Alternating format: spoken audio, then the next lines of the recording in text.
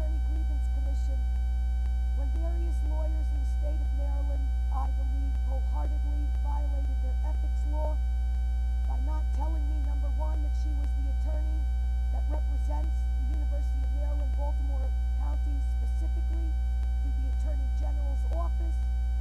She in turn made documentation that I provided her with some pictures and notes that she made photocopies. She in turn took the pictures and the notes, went to the University of Maryland, Baltimore County, and filed a complaint against me. Summary of House Bill 760, scope. Act applies to rental dwelling units built before 1950, rental dwelling units built after 1949, which elect to meet the Act's provisions. Turnover units. Lead dust test. Now, at no point in time did I say to Mary Snyder Vogel, what are all of those abandoned row houses outside of your institute, and this is supposed to be lead-free. Nor did I say to Mary Snyder Vogel, what is all of that demolition? And nor did she say to me, that is the environment that I lived within from 1995, 1996, having already had knowledge of the Furstenberg, Crawford, Zabin studies using Baltimore City, and no one having mentioned them from within the Department of Professorship of Social Work.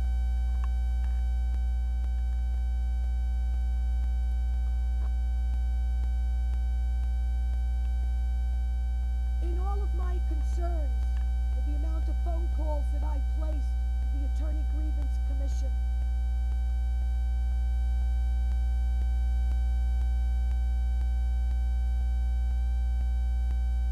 at no point in time was I told, when you come to pick up this box, it is the Maryland Department of Housing and Community Development.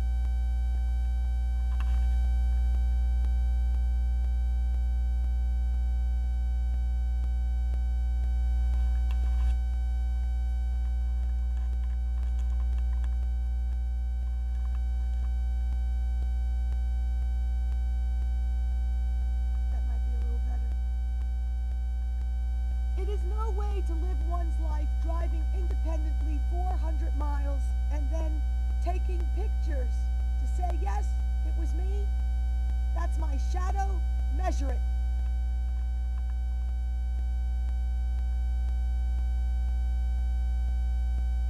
That is the index of every binder that was annotated or numbered.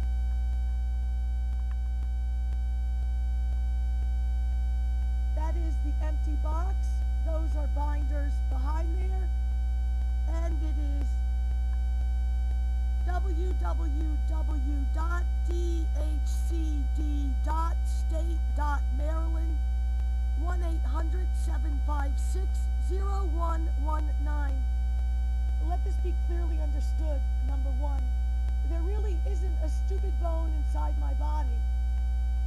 But for no matter how I think that there is no way they can get away with it one more time,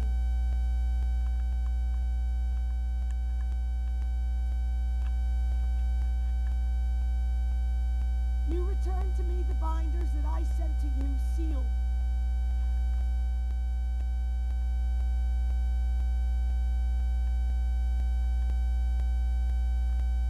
Binders 11, 10, 7, 9, 8A, 13,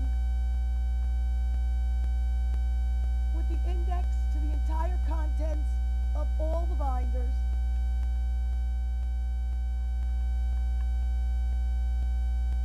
And then I show binders 6, 5, 4,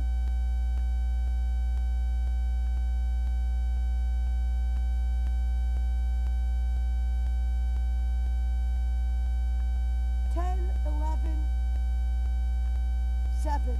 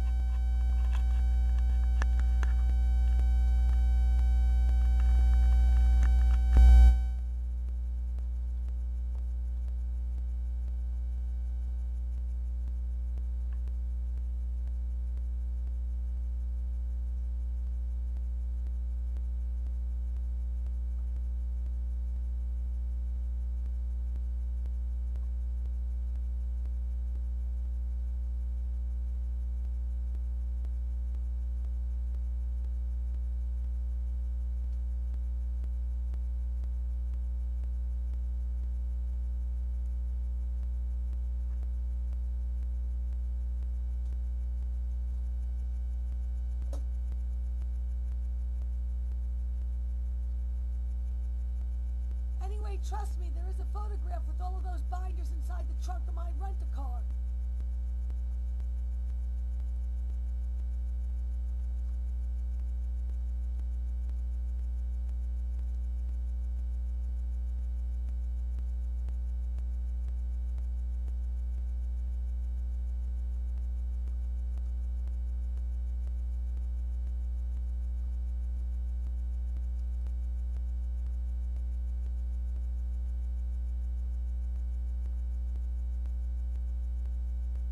Anyway, I chose to observe a group of human beings who were brought together because their lead levels were greater than or equal to 20 micrograms of lead per deciliter of blood. According to the 1993 Maryland Kid Counts Fact Book, this constitutes having lead poisoning. Based on Maslow's hierarchy of needs, the lead-poisoned child is not meeting the survival stage. The child is in conflict with his environment. Lead dust has entered his air either from the lead in his house paint, the neighbor's house paint, or an abandoned house that has been stripped and is not properly boarded. Older neighborhoods also experience renewal and demolition that can create dust. A diet high in fat and low in calcium, vitamin C, and iron has increased the child's body's ability to absorb and retain lead.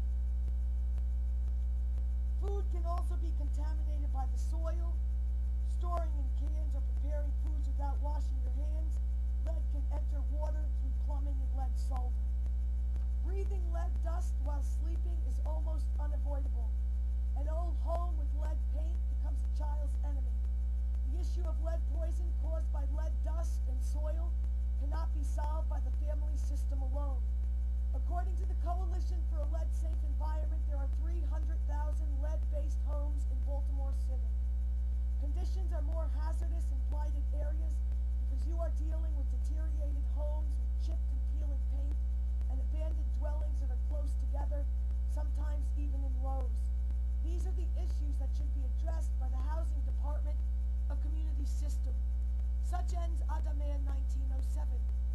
I thank you. Really?